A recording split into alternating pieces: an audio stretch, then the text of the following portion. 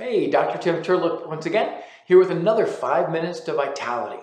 We've been talking about the 5 pillars to health. Number 1 is proper neural control. Number 2 is proper exercise. Number 3 is proper diet.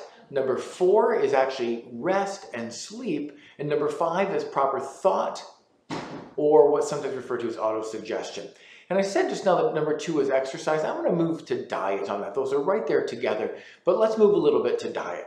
And I tell you, over the course of my many years of practice at this point, that has been a question, so many questions we get, but that one is actually probably the number one thing, because there's so much misinformation out there about diet and what's proper, what should be eaten, what shouldn't be eaten, how do we do it, whatever. And it confuses a lot of people to the point that we have people who throw up their hands and give up, saying, there's so much of it, I don't know what it is, I'm just going to do what I want, enough, because you supposed experts don't know what you're talking about, which is a shame. So what we want to do is make sure that we just cover the basics. It's pretty simple and it's pretty universal.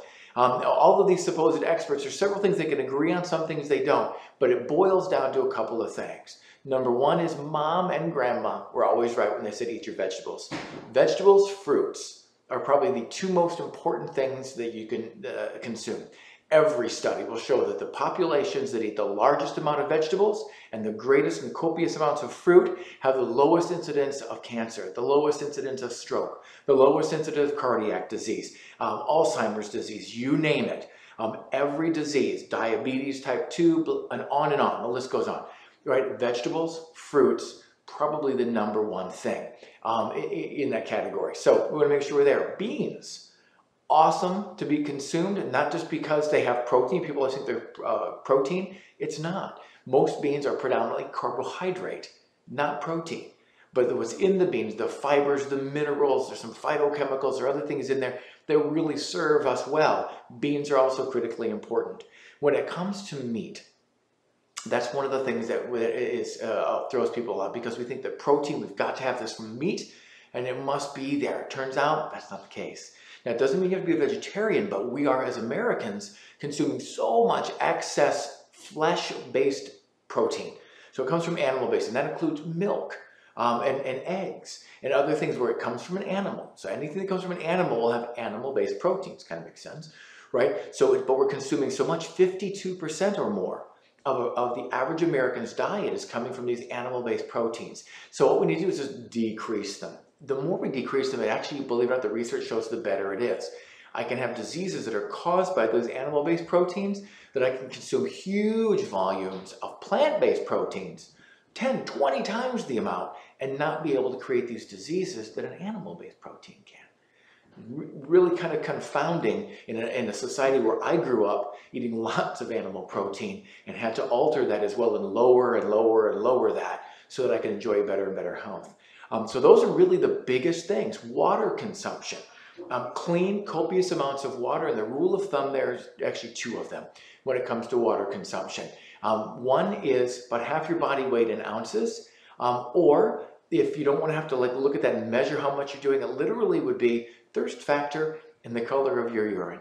Because when we go into the bathroom, the color of our urine, it should actually be more clear to the very lightest yellow. If it's a fluorescent yellow, a bright yellow, a golden color, a brownish color, heaven forbid, right? It means we're not consuming enough water. So, and water really is where we want to be. Interestingly enough, the more water you consume, the lower will be your thirst for other things that people will say, oh, I can't give this up, or oh, I don't want to give that up. But the more water we consume, you'll find your thirst for other things that may not be quite as helpful for us is actually diminished. So when it comes to nutrition, please keep it simple, right? We want more vegetables, more fruits. The more the better. And casseroles, sautés, stir fries, all kinds of, if you make a pasta, make it with lots of vegetables in there. More and more vegetables, more and more salads. The more that we consume vegetables, the more we consume fruits, the better we are. Beans and legumes, absolutely amazing for us, and diminishing the amount of animal flesh-based protein, including milk, that we consume with lots of increased water. Really not all that difficult. Are there special nuances to all of this? Absolutely. But this is fundamental. If anybody would alter those things, a dramatic improvement in health would follow. So this is pillar number 2. diet of the 5 pillars to health that we can explore even further. And sure appreciate you joining us for 5 Minutes of Vitality once again. And I'm Dr. Tim Turlick. We'll see you next time.